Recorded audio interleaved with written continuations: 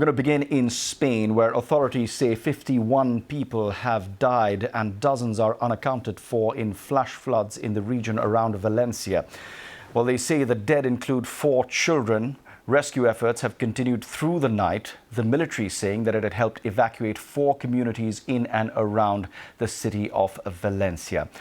Well, let's get the latest now by speaking to the BBC's Guy Hedgecoe. He's joining us from Madrid. Guy, thanks for coming up for us. How worrying is the situation there in Valencia?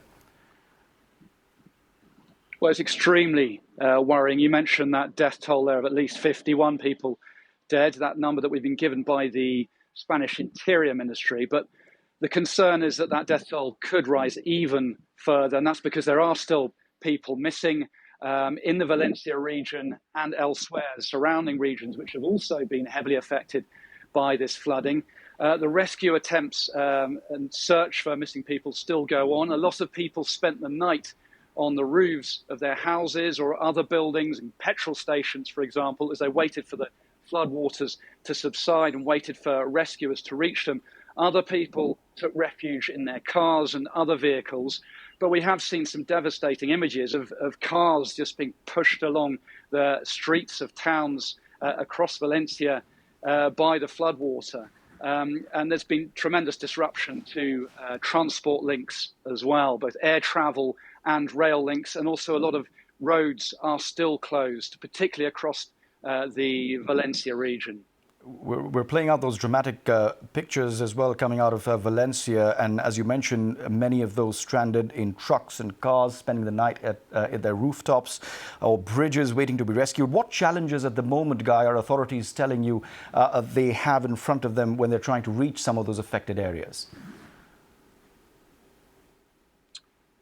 Well, I mean, the authorities have said that people should obviously avoid unnecessary travel. That was a message we got from Prime Minister Pedro Sánchez, who's returning from India today, and his government has set up a crisis committee to tackle this. I think the main challenge is to find the missing people. We still have heavy rainfall in some parts of Valencia. The northern part of the Valencia region in particular is still seeing heavy rainfall this morning. And that obviously is hampering the search efforts and the efforts to reach people who have been found. So I think that is one of the big problems. But they're just a tremendous amount of rubble as well, even in areas where the floodwaters have subsided. You see pictures of cars piled up in streets, a lot of rubble. That is causing problems just for the circulation of vehicles, for rescuers as well. So the challenges really are multiple for those emergency services at the moment. All right, we'll leave it there for the moment. Guy Hedgecoe, thank you very much for getting us up to date. We'll connect with you in the day ahead as well as we continue to track that developing story.